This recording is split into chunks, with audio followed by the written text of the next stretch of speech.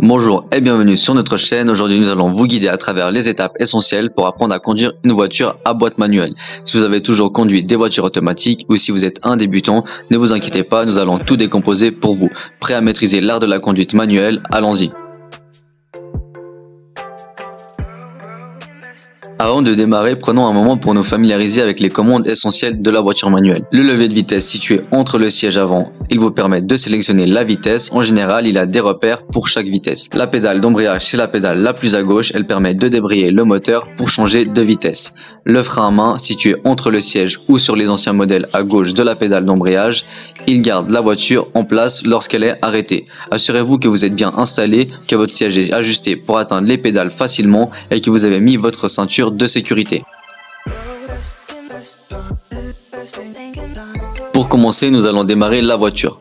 Mettez le levier de vitesse au point mort. Assurez-vous que la pédale d'embrayage est complètement enfoncée. Pour démarrer le moteur, tournez la clé tout en maintenant la pédale d'embrayage enfoncée. Une fois le moteur en marche, vérifiez que le levier est toujours en position neutre. Pour libérer le frein à main, si vous êtes sur un terrain plat, la voiture restera immobile, sinon utilisez le frein à main pour éviter de reculer.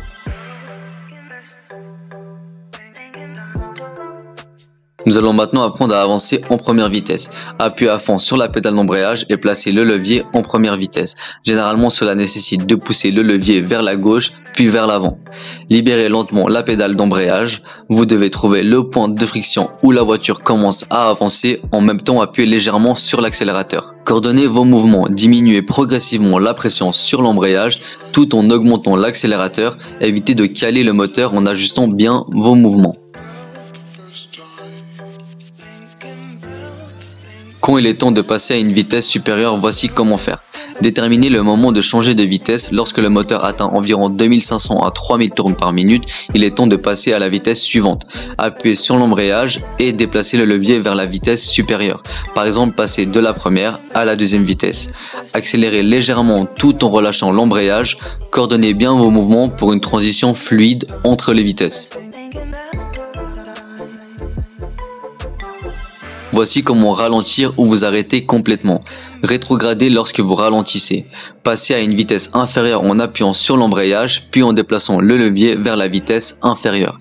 Pour vous arrêter complètement, rétrogradez jusqu'en première vitesse, enlevez le pied de l'accélérateur, appuyez sur le frein et lorsque la voiture est à basse vitesse, enfoncez l'embrayage et mettez le levier au point mort.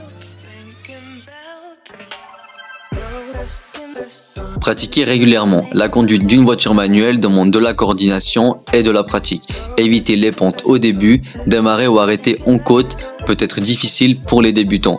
Écoutez le moteur. Apprenez à identifier les bruits pour savoir quand changer de vitesse.